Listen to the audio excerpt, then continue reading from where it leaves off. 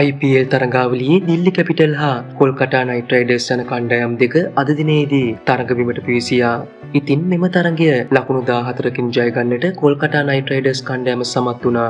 ඉතින් මෙම තරඟයේදී දිල්ලි කැපිටල් කණ්ඩායම නියෝජනය කරන ශ්‍රී ලංකා වේගපන්දු යන ක්‍රීඩක දුෂ්මන්ත චමීර සුපිරි ගණයේ අතිවිශිෂ්ට උඩපන්දුවක් ලබා ගත්තා.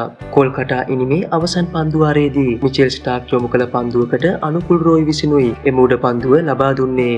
ඉතින් හතරේ සීමාව අසලදී කුරුල්ලෙකු මෙන් ගුවනේ පාවෙමින් දුෂ්මන්ත චමීර මෙම උඩපන්දුව ලබා ගත්තේ විස්තර විචාරකයන්, දිල්ලි ක්‍රීඩකයන් හා ප්‍රේක්ෂකාගාරය මෙන්ම සියලුම දෙනා මොහොතකට නිහඬ කරවමිනුයි.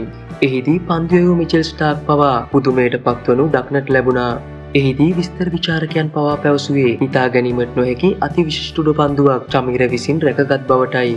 ඒ වගේම පෙර දිනයක කමිදු මෙන්ඩිස් අද දිනේදී දුෂ්මන්ත චමීර සුපිරි ගණයේ උඩපන්දු එකක් ලබාගත් බවත් විස්තර විචාරකයන් පෙන්වා දුන්නා. ඉතින් දුෂ්මන්ත චමීර රැකගත් එම උඩපන්දුව මෙවර IPL තරඟාවලිය තුර රැකගත් විශිෂ්ටම උඩපන්දුව බවට පත්වීමට බොහෝ ඉඩකඩ තිබෙන බව කියන්නට පුළුවන්.